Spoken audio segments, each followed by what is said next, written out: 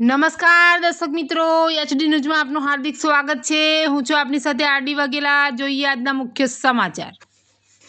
અંકલેશ્વરના પૂનગામ પાસે express highway પર એન્ટ્રી અને એક્ઝિટ પોઈન્ટની કામગીરીનું નિરીક્ષણ કરતા રાજ્યમંત્રી ઈશ્વરસિંહ પટેલ। મુંબઈ અને દિલ્હીને જોડતા નવા એક્સપ્રેસ હાઈવે પર ભરૂચના દહેગામ પાસે હવે પૂનગામ પાસે એન્ટ્રી અને એક્ઝિટ પોઈન્ટ બનાવવામાં આવી રહ્યું છે, જેની કામગીરીનું રાજ્યકક્ષાના મંત્રી ઈશ્વરસિંહ પટેલે નિરીક્ષણ કર્યું હતું। National highway authority of India દ્વારા અંકલેશ્વરના પૂનગામ નજીક એક્સપ્રેસ હાઈવેની એન્ટ્રી અને એક્ઝિટ અપાયા બાદ વધુ એક મહત્વપૂર્ણ નિર્ણય લેવામાં આવ્યો છે। અગાઉ અંકલેશ્વરના પૂનગામ નજીકથી માર્ગ ખુલ્લો કરાયા બાદ કીમ સુધીનો હાઈવે શરૂ થતાં માર્ગ બંધ કરી દેવામાં આવ્યો હતો, ત્યારે હવે પૂનગામ નજીક નેશનલ હાઈવે ઓથોરિટી દ્વારા એન્ટ્રી અને એક્ઝિટની કામગીરી શરૂ કરવામાં આવી છે। ₹104 કરોડના ખર્ચે 2 એક્ઝિટ, 2 એન્ટ્રી અને 4 ટોલ પ્લાઝાનું નિર્માણ કરવામાં આવી રહ્યું છે। આ કામગીરીનું રાજ્ય કક્ષાના મંત્રી જળસંપત્તિ મંત્રી ઈશ્વરસિંહ પટેલે નિરીક્ષણ કર્યું હતું। એન્ટ્રી અને એક્ઝિટની કામગીરી આગામી 4 મહિનામાં પૂર્ણ કરવાનો લક્ષ્યાંક રાખવામાં આવ્યો છે। નેશનલ એક્સપ્રેસ હાઈવે પર 2 એક્ઝિટ અને એન્ટ્રી પોઈન્ટ વચ્ચે 25 કિમીનું અંતર હોવું જરૂરી છે।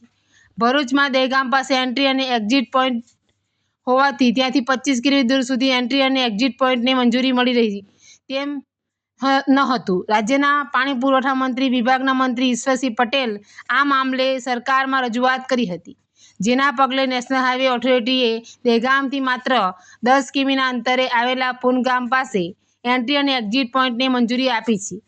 એશિયાની સૌથી મોટી જીઆઈડીસી એવા અંકલેશ્વરના ઉદ્યોગ તેમજ પાનોલી ઉદ્યોગો હવે સીધા દિલ્હી મુંબઈ એક્સપ્રેસથી કનેક્ટ થઈ જશે, સાથે જ હાસોટ, ઓલપાડ અને સુરત તરફ જતા વાહન ચાલકોને પણ રાહત થશે। એચડી ન્યૂઝ સાથે રિપોર્ટ જયેશ પ્રજાપતિ, અંકલેશ્વર।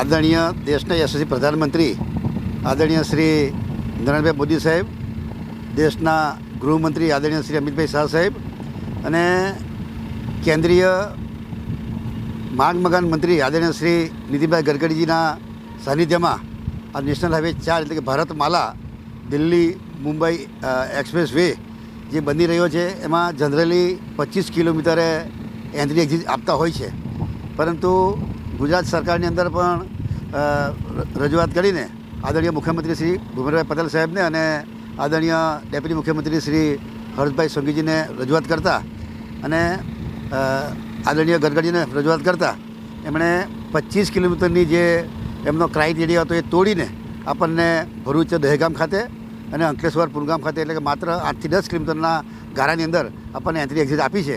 એનું પણ કામગીરી ચાલી રહી છે। આમાં ડ્રાઈવર કન્સ્ટ્રક્શન કંપનીએ આ કામ રાખેલ છે, એમાં 104 કરોડના ખર્ચે 2 એક્ઝિટ અને 2 એન્ટ્રી અને 4 જેટલા ટોલ ટેક્સ બની રહ્યા છે।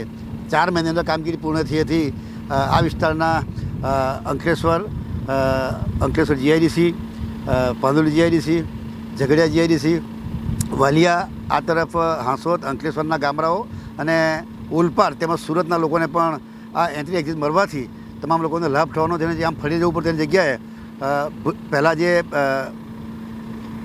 દહેગામ પાસે ઉતરતા હતા અને દહેગામથી ભરૂચ સિટીમાં થઈને અંકલેશ્વર સિટીમાં થઈને પૂનગામ આવતા લગભગ 1.5 થી 1.5 કલાક થતો હતો, આ માત્ર 8 થી 10 મિનિટની અંદર અહીંયા ઉતરી જવાય છે, જેના કારણે ડીઝલનો બચાવ થવાનો છે, લોકોને આર્થિક રીતે પણ ખૂબ એનો લાભ થયો। ત્યારે હું આ તબક્કે આદરણીય પ્રધાનમંત્રી શ્રી અને આદરણીય ગૃહમંત્રી શ્રી, આદરણીય માર્ગ મંત્રીશ્રીને હું ખૂબ અભિનંદન પાઠવું છું।